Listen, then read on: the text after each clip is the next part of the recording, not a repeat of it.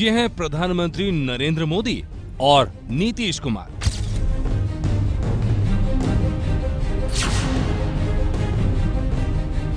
एक दूसरे के राजनीतिक विरोधी, लेकिन आज ये दोनों एक हो गए।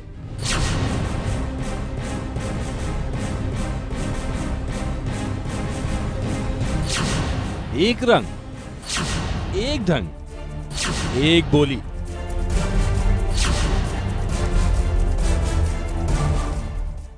नशा मुक्ति का जिस प्रकार से उन्होंने अभियान चलाया, अभिनंदन करता हूं। हमारे आदरणीय प्रधानमंत्री जी पहले गुजरात के मुख्यमंत्री थे, मजबूती से शराबबंदी को लागू किए रखा।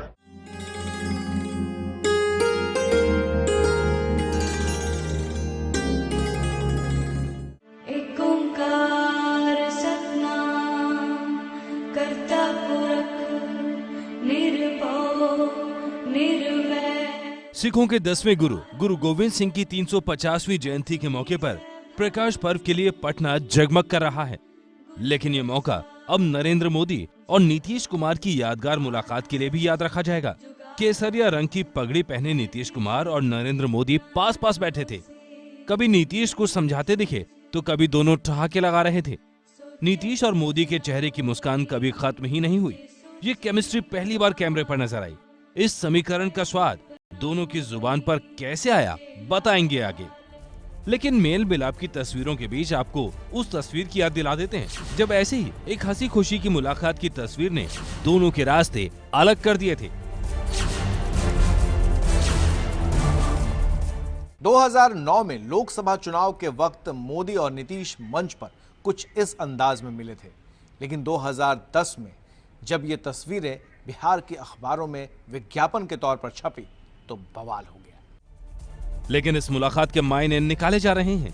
राजनीति को करीब से देखने वाले एक्सपर्ट का क्या कहना है, बताएंगे आगे। लेकिन पहले सुनिए मोदी ने कैसे नीतीश के लिए तारीफ के पुल बांधे। नीतीश जी ने जिस मेहनत के साथ स्वयं, मुझे बताया जाता था कि स्वयं गांधी मैदान आकर के हर चीज की बारीकी से चिंता करके इतने बड़े भव्य समारोह की योजना की है। मैं श्रीमान नीतीश जी को विशेष रूप से अभिनंदन देता हूं। मोदी के मुंह से नीतीश की तारीफ सिर्फ समारोह की सफलता तक नहीं रही, शराबबंदी पर भी दोनों ने एक दूसरे की पीठ थपथपा दी। गुजरात की स्थापना काल से ही शराबबंदी लागू है और हमारे आदरणीय प्रधानमंत्री जी प्रधानमंत्री पद के पदभार ग्रहण करने के पहले गुजरात के मुख्यमंत्री थे। उन्होंने भी मजबूती से शराबबंदी को लागू किए रखा। नशा मुक्ति का जिस प्रकार से उन्होंने अभियान चलाया, आने वाली पीढ़ियों को बचाने के लिए उन्होंने जो बीड़ा उठाया है, मैं उनकी बहुत बहुत अभिनंदन करता हूं, बधाई देता हूं। ये काम सिर्फ सरकार का नहीं है, ये काम सिर्फ नीतीश कुमार का नहीं है, ये काम सिर्फ किसी राजनीतिक दल का नहीं है, ये जन जन का काम है। उसको सफल बनाएंगे तो बिहार देश की प्रेरणा बन जाएगा।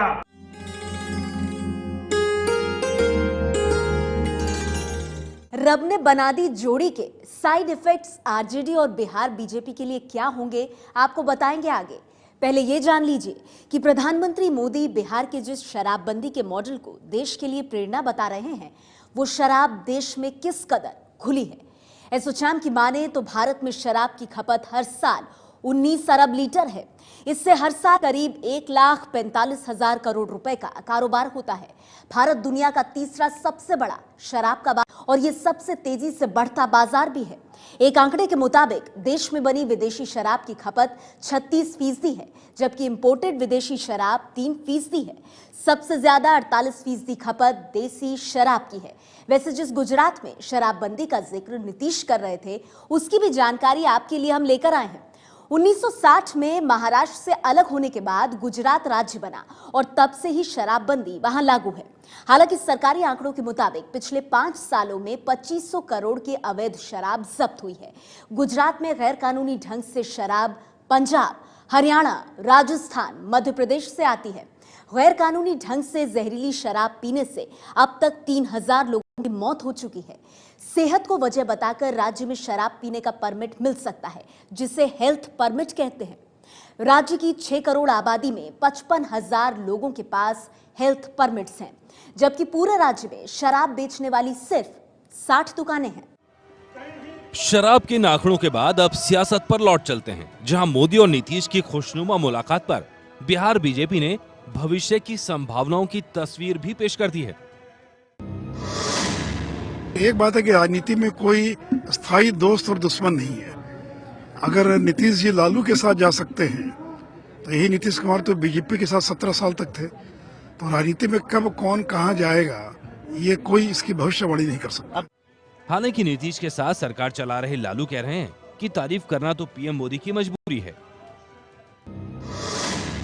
पीएम मोदी कुछ ज्यादा ही तारीफ कर रहे थे। शराबबंदी की भी प्रकाश उत्सव में तैयारियों का भी तारीफ किया। जो सच है तो बोलना ही ना पड़ेगा।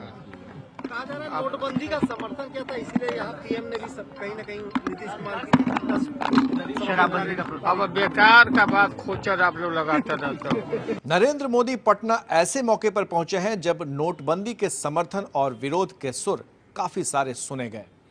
विरोधी इसे फ्लॉप बताने पर आतुर हैं, जबकि नीतीश इकलौते ऐसे नेता हैं जो नोटबंदी के समर्थन में बोल रहे हैं, और वो भी एक बार नहीं कई मौकों पर।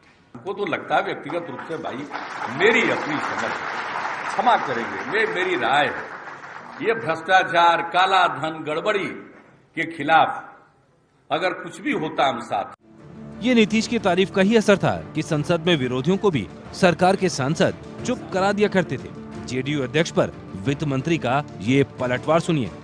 आप कहते हैं कि ये आपने जो नोटबंदी की है वो देश के लिए की है, तो देश के खातिर जो लोग 90 लोग जो लाइन में खड़े थे, बूढ़े बच्चे, वो सब लोग जो है वो उनका इंतकाल हुआ। नोटबंदी की चर्चा आप अपनी पार्टी में कर लीजिए कि आपकी पार्टी आपके साथ सहमत है कि नहीं है। दिल्ली में बीजेपी नीतीश के समर्थन से गदगद है, तो पटना में नमो नीतीश की मुलाकात अब देश में नई चर्चा का मुद्दा बन चुकी है। ऐसे में सवाल यह है कि एक दूसरे की तारीफ करने के राजनीतिक मायने क्या हैं? क्या लालू यादव की जगह नीतीश बीजेपी में अपना भविष्य देख रहे हैं? क्या नीतीश को लगता है कि मोदी का विरोध बहुसंख्यक वोटरों से दूरी बना देगा, इसलिए नीतीश साथ दिख रहे हैं, या ये एक प्रधानमंत्री और मुख्यमंत्री की शिष्टाचार भेंट भर है?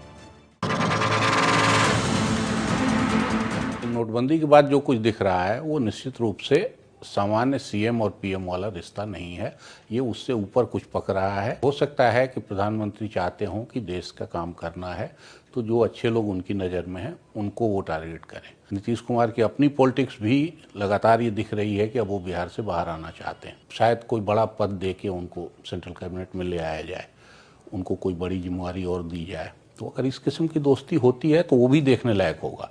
अभी हमको लगता है ये सब प्रीमैच्योर होगा, क्योंकि Nitish ji is ideology driven chief minister. तो हमको नहीं लगता है कि अभी जिस ग्राउंड पर महागठबंधन का जीत हुआ, उस ग्राउंड में कहीं भी कोई सेंध आया है। ये महागठबंधन नहीं कंटिन्यू करेगा, इसमें कोई आसार दिखाई नहीं पड़ता है। जानकारों की राय इस मुलाकात के राजनीतिक मायने निकालने पर बटी हुई है, लेकिन इतना तो तय है कि नोटबंदी के बाद शुरू हुआ तारीफों का सिलसिला अब इन तस्वीरों तक जा पहुंचा है।